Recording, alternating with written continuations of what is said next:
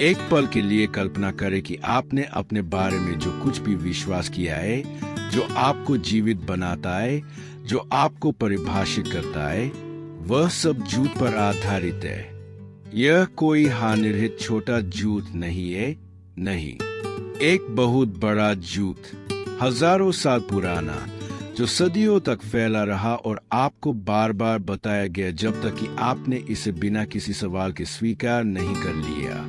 मैं आपकी आत्मा के बारे में बात कर रहा हूँ और आपका मन। दो शब्द जो हम प्रतिदिन उपयोग करते हैं, जिन्हें हम फिल्मों में देखते हैं, जिन्हें हम गीतों में गाते हैं, जिन्हें हम चर्चों में उपदेश देते हैं। लेकिन क्या होगा अगर मैंने आपसे कहा कि वे एक ही चीज नहीं है? कि बाइबल, हाँ, यह पवित्र पुस्तक अरबों लोगों द्वारा पढ़ी जाती है, एक सच्चाई को इतना गहरा, इतना विस्फोटक छिपाती है कि यह सब कुछ बदल सकती है। मुझ पर विश्वास नहीं है तो मेरे साथ बने रहें, क्योंकि आज हम एक ऐसे रहस्य को जानने जा रहे हैं जिसे लगभग कोई नहीं चाहता कि आप खोज सकें। आत्मा बनाम आत्मा, यह सिर्फ शब्दों का मामला नहीं है। यह एक रहस्योद्घाटन है जो जीवन, मृत्यु और उसके बाद क्या होता है, इसके बारे में आपके दृष्टिकोण को हिला सकता है। इसलिए यदि आपने अभी तक सदस्यता नहीं ली है, तो घंटी बजाए और एक यात्रा के लिए तैयार हो जाए जो आपको जो कुछ भी सिखाया गया था उस पर सवाल उठाने पर मजबूर कर देगी। लेकिन शुरू करने से पहले अपने आप से यह प्रश्न पूछें, जब आप अपनी आत्मा के बारे में सोचते हैं तो आप क्या कल्पना करते हैं? आकाश में उड़ती हुई एक छोटी सी रोशनी, अनंत काल में तैरता हुआ एक अमर सार। आपकी आत्मा के बारे में क्या? शायद वही चीज, लेकिन अधिक आध्यात्मिक। यदि आप यही सोचते हैं तो आप 99% लोगों की तरह है। लेकिन सच्चाई यह बहुत अजीब है, बहुत अधिक आकर्षक है, और यह यहाँ लिखी गई एक किताब के पन्नों में शुरू होता है। सहस्राब्दी पहले। आइए एक साधारण अवलोकन से शुरू करें। हमसे झूठ बोला गया था। जरूरी नहीं कि जानबूझकर किया गया हो, लेकिन फिर भी हमसे झूठ बोला गया। जब से हम बच्चे थे, हम पर आत्मा और आत्मा के बारे में विचारों की बौछार होती रही है। गोश्त में पैट्रिक स्वेज अपनी मृत्यु के बाद एक भटकती आत्मा बन जाता है। द लायन किंग में मुफासा एक बुद्धिमान आत्मा की तरह सितारों से सिम्बा से बात करता है। यहाँ तक कि चर्चों में भी हम ऐसे वाक्यांश सुनते हैं, आपकी आत्मा को शांति मिले या आपकी आत्मा को ईश्वर तक पहुंचाया जाए। यह सब सुसंगत लगता है, ऐ ना? आत्मा और आत्मा एक ही तरंग है, बस अलग अलग शब्दों के साथ। लेकिन अगर मैं तुमसे कहूं कि यह सच नहीं है, तो क्या होगा? कि यह भ्रम कोई संयोग तो नहीं है? अपने चारों ओर देखें। पोप संस्कृति, स्वसहायता किताबें, यहाँ तक कि कुछ योग शिक्षक, हर कोई इन दो अवधारणाओं को ऐसे मिलाता है जैसे कि वे एक ही चीज हो। लेकिन एक बाइबल खोले, सिर्फ कोई बाइबल नहीं, मूल ग्रंथों को ले, हिब्रू और ग्रीक में लिखे गए, इससे पहले कि अनुवादक हमारे लिए सब कुछ सरल बनाने आए थे। और वहां आपको कुछ चौंकाने वाला दिखाई देगा। आत्मा और आत्मा, वे दो अलग अलग वास्तविकताएं हैं, दो अलग अलग संस्थाएं, और यह अंतर यह शुरू से ही रहा है। तो क्यों क्या हमें इसके बारे में नहीं बताया गया है? हमें सच्चाई का कमजोर संस्करण क्यों बेचा जा रहा है? यह पता लगाने के लिए आपको शुरुआत में वापस जाना होगा, मानव इतिहास के पहले अध्याय तक। तैयार हो जाइए, क्योंकि हम बाइबल खोलने जा रहे हैं और एक ऐसे रहस्य का पता लगाने जा रहे हैं जिसे कोई नहीं चाहता कि आप खोजें। जल्दर उत्पत्ति 2:7। यहीं से यह सब शुरू होता है। ध्यान से सुनो, यहोवा परमेश्वर ने मनुष्य को भूमि की धूल से रचा और उसके नथनों में जीवन का श्वास फूंक दिया और मनुष्य जीवित प्राणी बन गया। इसे मेरे साथ फिर से पढ़े। एक जीवित आत्मा, आत्मा नहीं, एक आत्मा। हिब्रू में यह शब्द नेफेश है। और अगर आपको लगता है कि नेफेश का मतलब प्रकाश की एक छोटी सी रहस्यमय गेंद है जो स्वर्ग की ओर तैरती है, तो फिर से सोचें। मूल भाषा में नेफेश का अर्थ है कुछ अधिक कच्चा, बहुत अधिक, जीवंत। इसका मतलब है जीवन, इसका मतलब है सांस, इसका मतलब है कि वह खून जो आपकी रगों में दौड़ता है, वह ऊर्जा जो आपको चलने, खाने, सांस लेने में मदद करती है। आपका नेफेश ही आपको इस धरती पर जीवित प्राणी बनाता है। लेकिन फिर आत्मा क्या है? क्योंकि यदि आत्मा सांसारिक जीवन है, तो हम उस सब में आत्मा कहाँ पाते हैं? आइए नए नियम में आगे बढ़े। 1 थिस्सलुनीकियों 5:23 पौल लिखते हैं, शांति का ईश्वर स्वयं आपको पूरी तरह से पवित्र कर सकता है। आपकी आत्मा और आपका शरीर दोष रहित सुरक्षित रखा जा सकता है। रुके, आत्मा और शरीर बिल्कुल दो नहीं। ग्रीक में आत्मा पेउमा है और मान शब्द आत्मा के लिए है। क्या आपको फर्क महसूस होता है? आत्मा ही वह चीज है जो आपको इस दुनिया में रखती है। आपका जीवन, आपकी इच्छाएं, आपका भौतिक अस्तित्व। आत्मा ही है जो आपको ऊपर उठाती है, जो आपको ईश्वर से जोड़ती है। दो भूमिकाएं, दो हकीकतें।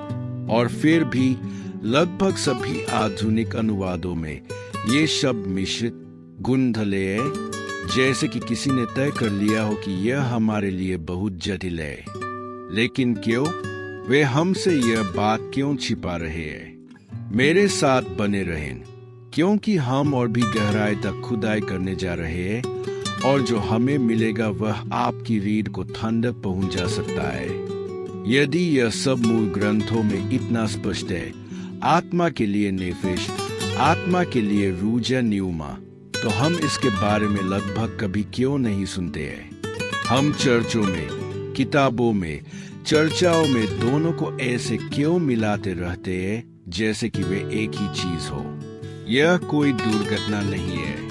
खेल में कुछ बड़ा है, और इसे समझने के लिए आपको एक श्लोक देखना होगा जो इसे उड़ा देगा। इब्रानियों 4:12। क्योंकि परमेश्वर का वचन जीवित और प्रभावकारी और दो-धारी तलवार से भी अधिक चोखा है। यह तब तक प्रवेश करता है जब तक यह आत्मा को आत्मा से, जोड़ों को मज्जा से अलग नहीं कर देता। रुको, आत्मा को आत्मा से अलग करो। लेकिन अगर वे एक ही होते तो हमें उन्हें अलग क्यों करना पड़ता? यह श्लोक एक बम है। यह हमें बताता है कि ये दो चीजें अलग अलग है, इतनी अलग कि केवल दिव्य सत्य ही उन्हें अलग कर सकता है। तो हमें यह क्यों नहीं सिखाया जाता? हमें अंधेरे में क्यों छोड़ दिया जाता है? मैं आपको एक परिकल्पना दूंगा, एक साहसिक परिकल्पना।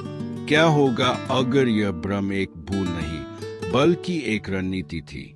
एक पल के लिए कल्पना करें, यदि आप जानते थे कि आपकी आत्मा ही आपको इस दुनिया से जोड़ती है, आपके डर, आपकी इच्छाएं, आपका नश्वर जीवन, लेकिन आपकी आत्मा ही आपको ईश्वर से, अनंत काल से जोड़ती है, तो क्या आप चीजों को अलग तरह से देखना शुरू नहीं कर देंगे?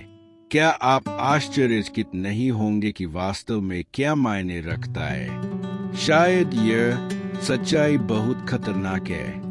हो सकता है कि कोई या कुछ और आपको मन पर ध्यान केंद्रित करने के बजाय आत्मा पर ध्यान केंद्रित करना पसंद करता है, जो आपके पास हो सकता है, उस पर जिसे आप नियंत्रित कर सकते हैं, जो आपको परे देखने के लिए प्रेरित करता है। क्या होगा अगर मैंने आपको बताया कि यह विचार आज से नहीं है?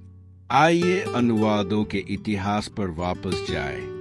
चौथी शताब्दी में जब बाइबल का लैटिन में सेंट जेरोम प्रसिद्ध वुलगेट द्वारा अनुवाद किया गया था, तो एनिमा आत्मा और स्पिरिटस आत्मा शब्द मिश्रित होने लगे।